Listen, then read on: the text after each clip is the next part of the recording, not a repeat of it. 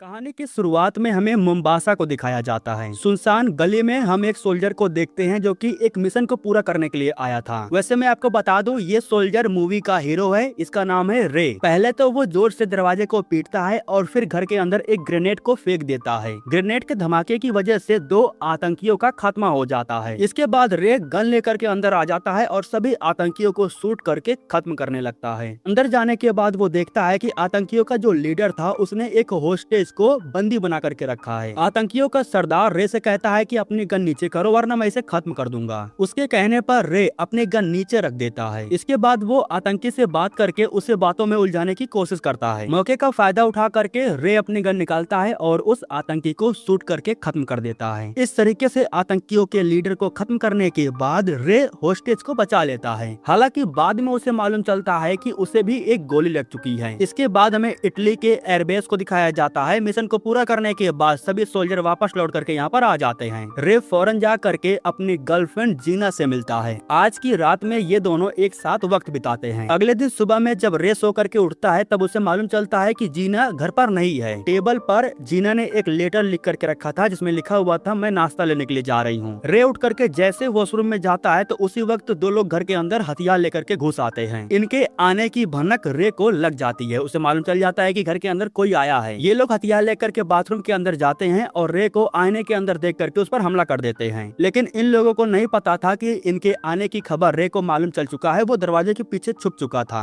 एक एक करके वो इन दोनों पर हमला करता है और इन दोनों को एक साथ जख्मी कर देता है। इसके बाद रे जैसे ही बाहर आता है तभी वो गलती से एक आदमी से टकरा जाता है। टकराने के बाद वो आदमी रे से माफी मांगता है, इसलिए रे कुछ बोलता नहीं है। वो यहाँ से जाने लगता है। लेकिन कुछ ही समय के बाद अचानक से रे को चक्कर आने लगते हैं। वो नीचे गिर जाता है। दरअसल जिन लोगों ने रे पर कुछ समय पहले हमला किया था ना, उन लोगों के साथ ये आदमी भी मिला हुआ था। ये आदमी रे को इंजेक्शन लगाता है जिसकी वजह से वो बेहोश हो जाता है और फिर ये लोग रे को किडनैप कर लेते हैं। जिस आदमी ने रे को इंजेक्शन लगाया उसका नाम है मार्टिन और उसी ने ही रे को किडनैप भी किया है। वो रे से बस इतना पूछता है कि आतंकियों के लोकेशन के बारे में तुम्हें किसने बताया। मूवी के शुरुआत में जिन आतंकियों को रे ने अकेले खत्म किया, मार्टिन उसी की बात कर रहा है। रे कहता है कि मुझे नहीं पता, मुझे जो ऑर्डर मिलता है मैं वही करता हूँ। जिस पर रे कहता है कि तुम इतनी आसानी से नहीं बताओगे, मुझे पता था। उसी समय ये लोग रे की गर्लफ्रेंड जीना को पकड़ करके लेकर के आते हैं। मार्टिन उसे हाई वोल्टेज का झटका देने वाला था, लेकिन तभी रे कहता है कि जो तुम मुझसे पूछ रहे हो उस बारे में मुझे सच में कुछ नहीं पता है। इतना सब कुछ कहने के बाद भी मार्टिन उसकी एक भी बात नहीं सुनता। वो जीना को हाई वोल्टेज दे करके उसे खत्म कर देता है। गर्लफ्रेंड को इस तरह मरता हुआ देख करके उसे बहुत गुस्सा आता है, मानो कि उसकी पूरी दुनिया उजड़ गई हो। वो मार्टिन से कहता है कि तुम मुझे अभी मार दो वरना मैं तुम्हें जिंदा नहीं छोड़ूंगा। इतना सुनने के बाद मार्टिन उस पर गन तान देता है और उस पर गोली चला करके उसे भी खत्म कर देता है। इसके बाद सीन शिफ्ट होता है और एक चैम्बर के अंदर हम रे को देखते हैं। उसकी जब आंख खुलती है तब वो काफी घबराया हुआ था। उसी वक्त उसके पास केटी नाम करके एक लड़की आती है जो उसे संभालती है। रे को जब होश आ जाता है तब केटी जा करके अपने बॉस को लेकर के आती है। उसके बॉस का नाम है हैटन।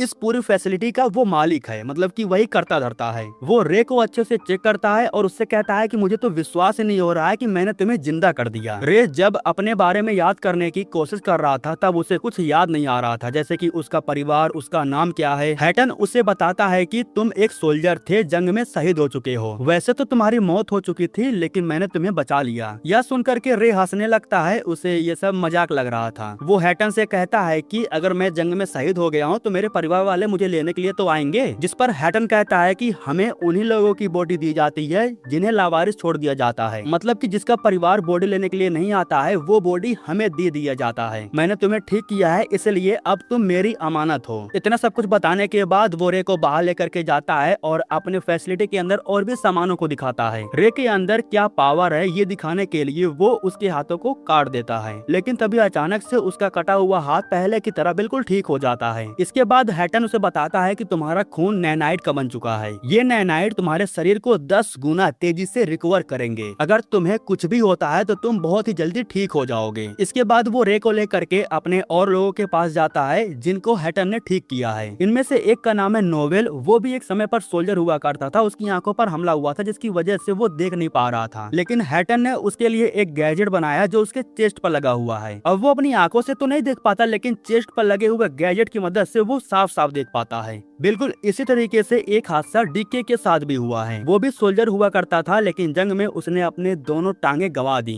लेकिन हैटन ने अब उसका दोनों पैर रोबोट का बना दिया, जिसकी वजह से अब वो दौड़ पा रहा है। केटी का भी कुछ वैसा ही हाल है, किसी वजह से वो नाक और मुंह से सांस नहीं ले पा रही थी। उसके भी चेस्ट पर एक गैजेट लगा हुआ है और इसी वजह से वो सांस ले पा रही है। हैटन जब चाहे उसकी सांस को रोक भी सकता है, ये उसके हाथों में है। खैर, इसके बाद डिक के रे को उसका कमरा दिखाता है। रात के समय में जब रे सो रहा था तभी अचानक से उसे एक सपना आता है और ये सपना वही था जब मार्टिन उसे गन से शूट कर रहा था। इस सपने को देखने के बाद उसे नींद नहीं आता, वो जा करके आराम से बैठ करके उस सपने के बारे में सोचने लगता है। तभी वो पूल के अंदर केटी को देखता है, जो कि स्विमिंग करने के साथ साथ काफी बेहतरीन डांस भी कर रही थी। कुछ समय के बाद पूल से बाहर निकल करके वो रे के पास आती है और उसके पास बैठ करके उससे बातें करती है। रे उसे बताता है कि मैंने एक बहुत बुरा सपना देखा, कोई मुझे गन से शूट कर रहा था। वो कौन था मुझे पता नहीं, लेकिन शायद मैंने सपने में अपनी बीवी को भी देखा। उस सपने के बारे में मुझे अच्छे से कुछ याद नहीं आ रहा है। उसको इतने टेंशन में देख करके केटी उसे अपने साथ लेकर के जाती है और उसे ड्रिंक करने के लिए देती है। यहाँ पर ये दोनों एक साथ ड्रिंक करते हैं। ठीक उसी समय एक सायरन बजने लगता है। ये आवाज सुनने के बाद रे को पता नहीं क्या हो जाता है, उसे धीरे धीरे सब कुछ याद आने लगता है। वो देखता है कि किस तरीके से मार्टिन ने उसकी बीवी को खत्म किया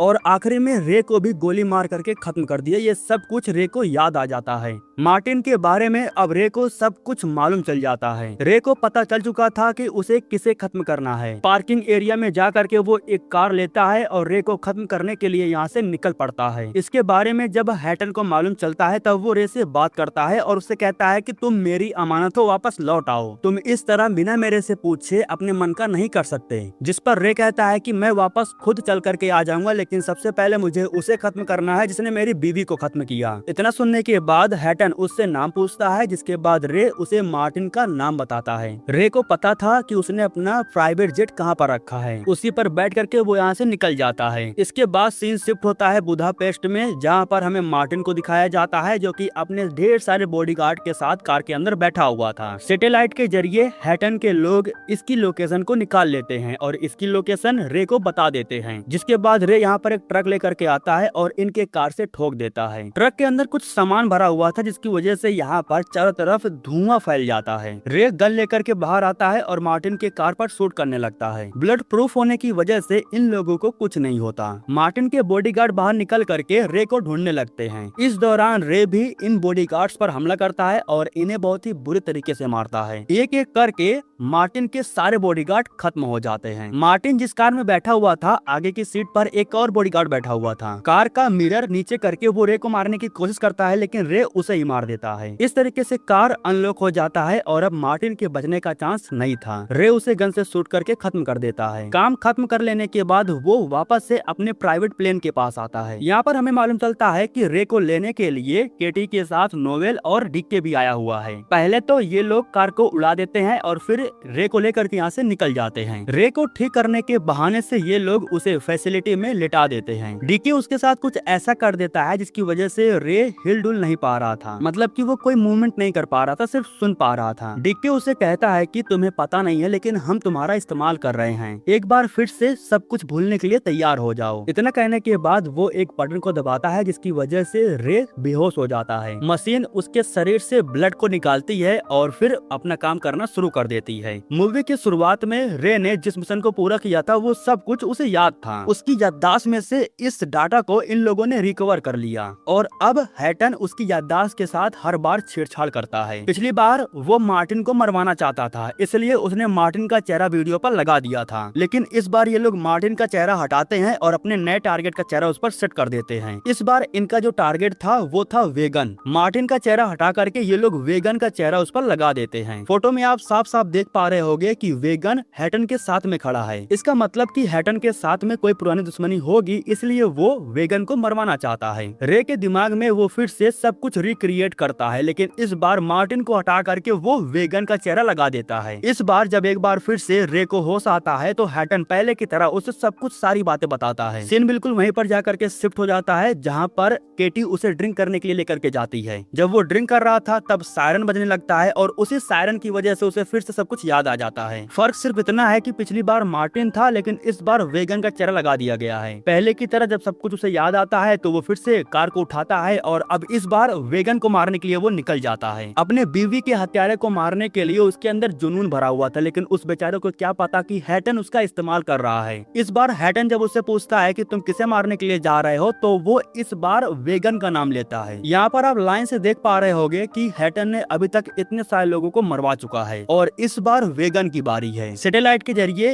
ये लोग वेगन की लोकेशन को ट्रैक करके रे को उसकी लोकेशन बता देते हैं। इसके बाद हमें वेगन को दिखाया जाता है जो कि अपनी बिल्डिंग के अंदर छुप करके बैठा हुआ था। शायद उसे पहले से ही पता चल चुका था कि कोई उसे मारने के लिए ढूंढ रहा है। रे जब अंदर जाने की कोशिश करता है तो वेगन के बॉडीगार्ड उस पर हमला करते हैं, जिसकी वजह से वो बेहोश हो जाता है। लेकिन मैं आपको बता दूं, वो अंदर जाने के लिए सिर्फ बेहोशी का नाटक कर रहा है। खैर दोस्तों, इसके बाद सीन शिफ्ट होता है और हमें इसी बिल्डिंग के अंदर विलियम नाम करके एक इंसान को दिखाया जाता है। फिलहाल वो वेगन के लिए काम कर रहा है। वो उसे एक सामान ला करके देता है और इस सामान का नाम था EMP। ये एक ऐसा हथियार है जिसकी मदद से पूरे शहर की बिजली को गुल किया जा सकता है। सिर्फ बिजली गुल नहीं होगी, बल्कि सारी इलेक्ट्रॉनिक डिवाइसेस शट डाउन हो जाएंगी। विलियम उसे एक रिमोट भी देता है। विलियम उसे बताता है कि इसे स्टार्ट होने में 5 मिनट का वक्त लगता है। 5 मिनट के बाद सब कुछ डाउन हो जाएगा। यहाँ पर हमें यह भी मालूम चलता है कि हैटन का एक आदमी इनके कैमरा को हैक कर चुका है। लेकिन जब हैटन को मालूम चलता है कि वेगन के पास EMP वीपन है तो वो काफी गुस्सा हो जाता है, क्योंकि उसे पता है कि उसने जितने भी लोगों को बनाया है सभी के सभी EMP वीपन के सामने हार जाएंगे। इधर हमें रे को दिखाया जाता है जो कि अचानक से उठता है और बॉडीगार्ड के ऊपर बहुत ही बुरी तरीके से हमला कर देता है। इस सभी बॉडीगार्ड को खत्म करते हुए वो वेगन की तरफ आगे बढ़ रहा था। उस पर गोलियों का कोई असर हो नहीं रहा था, इसलिए उसे कोई नहीं रोक पाता। वो वेगन के पास आ जाता है। वेगन का ही गन उठा करके उसे उसके ही गन से शूट कर देता है। पता नहीं वो कौन इंसान था, लेकिन कोई तो था जिसने EMP वीपन का रिमोट दबा दिया था, जिसकी वजह से पूरे शहर की बिजली एक ही झटके में गुल हो जाती है। और इतना ही नहीं, बल्कि अचानक से रे भी नीचे गिर जाता है। रिमोट का बटन दबाने वाला कोई और नहीं बल्कि विलियम था। असल बात यह है कि जो रिमोट उसने वेगन को दिया था ना, वो EMP वीपन का नहीं था। इधर अब ये लोग रे को ट्रैक नहीं कर पा रहे थे क्योंकि इनका सिग्नल लॉस्ट हो चुका था। कुछ समय के बाद हमें मालूम चलता है कि जो विलियम था वो रे को उठा करके अंदर लेकर के आया है और उसे इलेक्ट्रिक शॉक दे रहा है। हाई वोल्टेज का इलेक्ट्रिक शॉक देने की वजह से ही वो जिंदा हो पाया। रे को जिंदा देख करके विलियम को काफी खुशी होती है। वो सच में रे को बचाना चाहता था। वो रे से कहता है कि मैं तुम्हारी तरफ से हूँ, मैंने तुम्हारी जान बचाई। रे को जब होश आता है तो उसे अचानक से फिर से सब कुछ याद आने लगता है। उसे ये बात मालूम चलता है कि कई लोग उसके सपने में आ रहे हैं और उसे गन से शूट कर रहे हैं। हालांकि वो ये बात विलियम को भी बताता है। वो विलियम से कहता है कि मुझे कोई गन से शूट करता है, लेकिन हर बार किसी और का चेहरा रहता है। यह सुनकर के विलियम कहता है कि अब समझा, यही चाल थी उनकी। इसके बाद वो रे को बताता है कि मुझे सुनने में आया है जो RST से अलग हुए हैं उनका नामो निशान मिटाने के लिए किसी को सुपारी दी गई है। दरअसल हैटन ने जो फैसिलिटी बना करके रखी है ना, उसी का नाम RST है। अब तक जितने भी लोग मारे गए वे सभी लोग RST में यानी कि हैटन के साथ काम कर चुके हैं, लेकिन वे सभी लोग हैटन को धोखा दे करके उससे अलग हो गए और इसीलिए हैटन उन सभी को मार रहा है। फर्क बस सिर्फ इतना है कि वो रे का इस्तेमाल करके उन लोगों को खत्म कर रहा है। अब जाकर के रे को इस बात का एहसास होता है कि हैटन ने उसे धोखा दिया है। वो बार बार उसे मोहरा बना रहा था। उसी वक्त रे को जीना के बारे में भी याद आता है। वो सोचता है कि कहीं ऐसा तो नहीं कि जीना जिंदा है, मैंने एक भी बार उसे ढूंढने की कोशिश भी नहीं किया। इतना कहने के बाद जब वो यहाँ से जाने लगता है तो उसी वक्त विलियम उसे रोक लेता है। विलियम उससे कहता है कि अगर उन लोगों ने तुम्हें इस बार पकड़ लिया ना, तो वे लोग मुझे मारने के लिए तुम्हें भेजेंगे। इसके बाद रे अपना हाथ काट करके अपना ब्लड निकालता है, यानी कि नाइनाइट को निकाल करके वो विलियम को देता है और उससे कहता है कि इसके बारे में पता करो, आखिर ये काम कैसे करता है, वे लोग मुझे कंट्रोल कर रहे हैं। जिस पर विलियम कहता है कि ठीक है, मैं इसके बारे में पता कर लूंगा। इसके बाद विलियम उसे एक ऐसी कार देता है जिससे वे लोग रे को ट्रैक तो कर पाएंगे लेकिन उसे कंट्रोल नहीं कर पाएंगे। दरअसल रे जीना के पास जा रहा था। वो जैसे ही बाहर निकलता है तो उसकी लोकेशन ये लोग ट्रैक कर लेते हैं और फिर रे को पकड़ने के लिए नोवेल और डिक्के जाते हैं। इसके बाद सीन शिफ्ट होता है और हमें लंदन शहर के अंदर रे को दिखाया जाता है। दरअसल वो जीना को ढूंढते हुए उसके घर पर गया था, जहाँ उसकी मुलाकात जीना से होती भी है। जीना उसे देख करके काफी खुश हो जाती है, लेकिन उससे कहीं ज्यादा रे को खुशी मिल रही थी। रे उससे कहता है कि जैसा कि तुमने मुझसे कहा था, मैं घर वापस आ गया। यह सुनकर के जीना उसे कहती है कि ये तुम कैसी बातें कर रहे हो, हमने जो कुछ भी किया इसमें हम दोनों की मर्जी थी। रे को समझ में नहीं आ रहा था कि आखिर जीना बोलना क्या चाहती है। उसी वक्त जीना की बेटी उसे पीछे से माँ कह करके पुकारती है। तब जाकर के रे को मालूम चलता है कि जीना की शादी हो चुकी है और अब उसके बच्चे भी हैं। जीना उससे कहती है कि अब मेरी एक फैमिली है, तुम खुद मुझे छोड़ करके गए थे। इसके बाद रे उससे पूछता है कि हम पिछली बार कब मिले थे, जिस पर जीना उसे बताती है कि लगभग 5 साल हो गए। यह सुन करके रे एकदम से दंग रह जाता है। उसे विश्वास नहीं हो रहा था था कि 5 सालों से उसके साथ खिलवाड़ किया जा रहा है। वो कार में बैठ करके वापस लौटने लगता है और रास्ते में जीना के बारे में ही सोच रहा था। तभी सामने से कोई ट्रक लेकर के आता है और रे के कार में ठोक देता है। वो कोई और नहीं बल्कि नोवेल और डिक्के थे। डिक्के उसके ऊपर गन चलाता है, जिसकी वजह से रे जख्मी हो जाता है। इस गन से रे को चोट लग रही थी, इसलिए वो यहाँ से भागता है। दरअसल वो मौके की तलाश कर रहा था और उसे जैसे ही मौका मिलता है तो वो डिक्के के ऊपर हमला कर देता है। ये दोनों जब रोड पर गिरे हुए थे तो उसी वक्त एक ट्रक आकर के इन दोनों को ठोक देती है। रे के अंदर तो नाइनाइट था, इसलिए वो आसानी से बिल्कुल ठीक हो जाता है, लेकिन डिक्के का दोनों पैर बहुत ही बुरी तरीके से टूट जाता है। मतलब कि अब वो चलने की हालत में बिल्कुल नहीं था।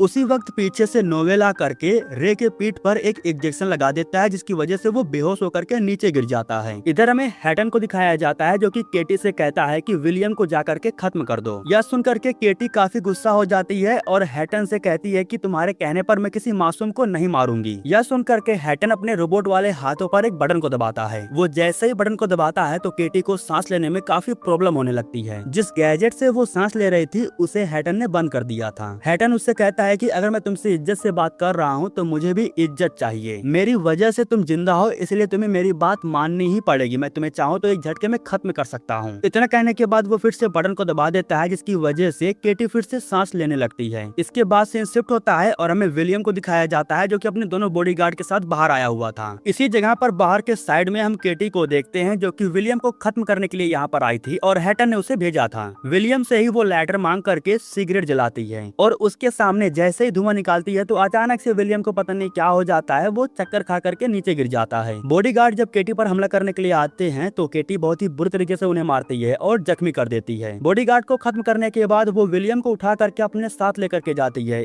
ये बात याद रखना कि वो विलियम को मारती नहीं है। इसके बाद हमें रे और हैटन को दिखाया जाता है। हैटन बात करना चाहता था रे से, इसलिए वो रे को लेकर के एक पैरेलल यूनिवर्स में जाता है। एक प्रकार से दिमाग के अंदर का यूनिवर्स है। ये दोनों दिमाग के अंदर बातें कर रहे हैं। रे उससे कहता है कि तुमने मेरा इस्तेमाल किया है, तुमने मुझे बर्बाद कर दिया, मुझसे सब कुछ छीन लिया। अगर तुमने मुझे सच्चाई बताया होता तो मेरी बीवी मेरे पास होती और आज मेरी एक फैमिली होती। सिर्फ तुम्हारी वजह से मुझसे सब कुछ छिन गया, इसलिए मैं तुम्हें जिंदा नहीं छोड़ूंगा, तुम्हें खत्म कर दूंगा। जिस पर हैटन कहता है कि तुम वैसे भी जिंदा नहीं बचते अगर मैं तुम्हें नहीं बचाता, तुम सिर्फ मेरी अमानत हो। इतना कहने के बाद वो रे को वापस भेज देता है। कुछ समय के बाद जब केटी वापस लौट करके आती है तब वो हैटन से कहती है कि मुझे विलियम नहीं मिला, मुझे उसकी लोकेशन गलत बताया गया था, वो वहाँ पर नहीं आया। अब इस बार विलियम को खत्म करने के लिए हैटन एक बार फिर से रे का इस्तेमाल करने वाला था। एक बार फिर से वो रे को जिंदा करने वाला था, लेकिन एक बार फिर से उसके दिमाग में उसका मिशन रिक्रिएट किया जाता है और इस बार विलियम का चेहरा लगा दिया जाता है। इधर जो केटी थी वो भाग करके एक कमरे में आती है और सिस्टम में एक पेन ड्राइव को इंस्टॉल कर देती है। इतना करने के बाद अचानक से कमरे का पूरा नक्शा चेंज हो जाता है। ये उसी जगह का सीन है जहाँ पर रे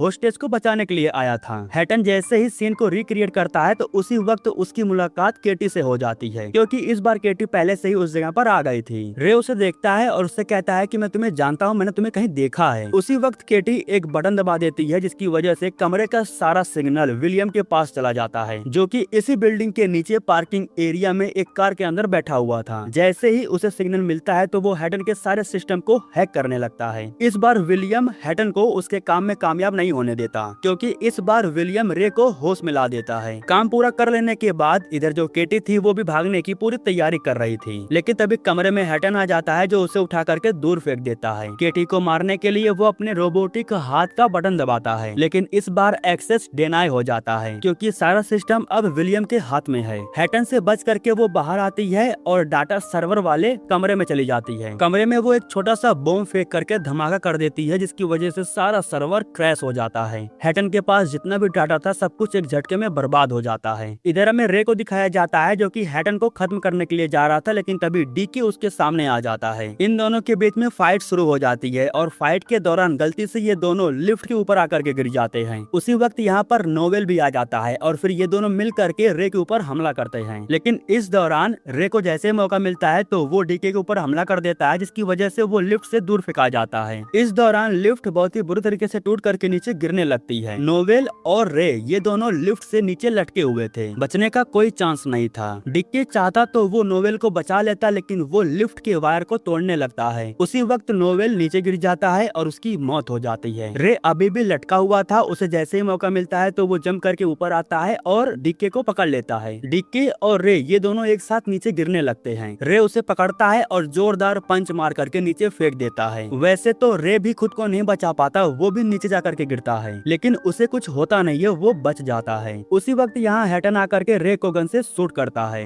धमाका होने की वजह से रे के शरीर से सारे नैनाइड बाहर आ जाते हैं, लेकिन अगले ही पल वापस से उसके शरीर के अंदर चले जाते हैं। हैटन दोबारा उसे गन से शूट करता है, लेकिन रे इस बार गोली को पकड़ लेता है। गोली को लेकर के वो हैटन के पास आता है और फिर उस गोली को वो नीचे गिरा देता है। जैसे ही गोली जाकर के नीचे गिरती है तो एक जोरदार धमाका होता है, जिसकी वजह से हैटन मारा जाता है। वैसे बेहोश तो रे भी हो गया था, लेकिन विलियम उसे जिंदा कर देता है पहले की तरह। यहाँ से विलियम अपने रास्ते हो जाता है और जो केटी और रे थे ये दोनों अपने रास्ते हो जाते हैं। इसी के साथ ये कहानी यहीं पर खत्म हो जाती है।